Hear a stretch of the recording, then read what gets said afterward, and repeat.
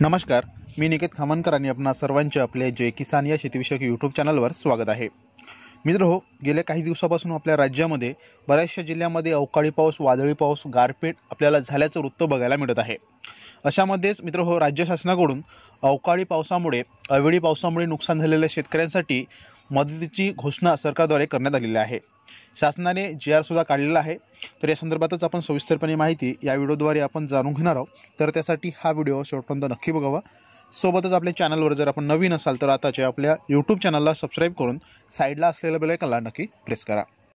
तर शेतकरी मित्रहो, डिसेंबर 2023 व जानेवारी 2024 या कालावधीतील अवेळी पावसामुळे झालेल्या शेती पिकांच्या नुकसानीकरिता मदत देण्यासाठी निधी वितरित करण्यात मान्यता देण्याबाबत रब्बी हंगाम 2023-24 तर मित्रहो, हा जी.आर. सरकारद्वारे काढण्यात आलेला असून हा दिनांक 4 मार्च 2024 रोजी हा जी.आर.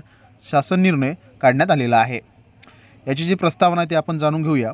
अतिवृष्टी, पूर्व चक्रीवादळ यासारख्या नैसर्गिक आपत्तीमुळे शेती पिकांचे नुकसान झाल्यास पुढील हंगामामध्ये उपयोगी पडावे याकरिता शेतकऱ्यांना निविष्ट अनुदान म्हणजे इनपुट सबसिडी स्वरूपात एका हंगामात एक वेळेस याप्रमाणे राज्य आपत्ती प्रतिसाद निधीमधून विहित दराने मदत देण्यात येते। तसेच राज्य आपत्ती प्रतिसाद निधीच्या इतर मान्य बाबीकरिता देखील विहित दराने मदत देण्यात येते। शासन निर्णय महसूल व वन विभाग क्रमांक CLS 2022 प्रकरण क्रमांक 349 म 3 दिनांक 27 मार्च 2023 अन्वये राज्य आपत्ती प्रतिसाद निधीचे निकष व दर विहित करण्यात आले आहेत। तथापि संदर्भ क्रमांक 4 येथील दिनांक 1 जानेवारी 2024 च्या शासन निर्णयानुसार नोव्हेंबर 2023 मधील अवेळी पाऊस व गारपीट यामुळे झालेल्या व त्यापुढील कालावधीसाठी अवेळी पाऊस व गारपीट व इतर नैसर्गिक आपत्तीमुळे होणाऱ्या शेती पिकांच्या नुकसानीकरिता सुधारित दराने 2 ऐवजी 3 हेक्टरपर्यंत मदत अनुज्ञेय करण्यात आली आहे। डिसेंबर 2023 व जानेवारी 2024 या महिन्यात अवेळी पावसामुळे झालेल्या शेती पिकांच्या नुकसानीसाठी विभागीय आयुक्त नागपूर व नाशिक यांच्याकडून दिनांक 31 जानेवारी 2024, 7 फेब्रुवारी 2024, दिनांक 2 फेब्रुवारी 24, दिनांक 20 फेब्रुवारी 2024 च्या पत्रान्वये निधी मागणीचे प्रस्ताव शासनास प्राप्त झाले आहेत।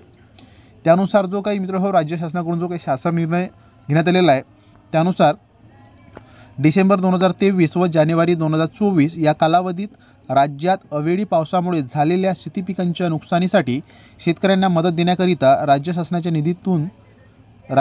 निधीमधून संदर्भाधीन क्रमांक 4 येथील शासन निर्णयान्वये निश्चित केलेल्या दरानुसार एकूण 24,67,37,000 इतका निधी वितरित करण्यास शासनाने मंजुरी दिलेली आहे।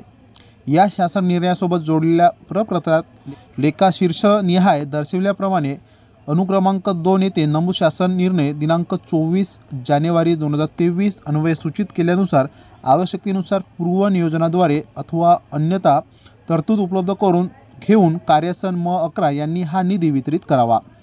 सर्व जिल्हाधिकारी यांनी वर अनुक्रमांक 2 येथे नमूद दिनांक 24 जानेवारी 2023 अन्वये सूचित केल्यानुसार या प्रस्तावांतर्गत असलेल्या सर्व लाभार्थ्यांची माहिती विहित नमुन्यात तयार करून ती संगणकीय प्रणालीवर भरावी।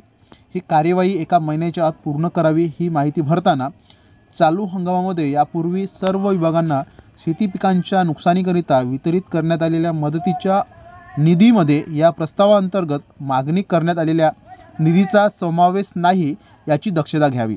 एका हंगामात एक वेळेस याप्रमाणे राज्य आपत्ती प्रतिसाद निधीमधून विहित दराने मदत देण्यात येत असल्याची खात्री करावी। तसेच ज्या शेती पिकांच्या नुकसानीकरिता मागील पावसाळी हंगामामध्ये यापूर्वी मदत दिली आहे त्या क्षेत्रातील त्याच शेती पिकांच्या नुकसानीकरिता या हंगामामध्ये पुन्हा मदत देण्यात येत नसल्याची खात्री करावी।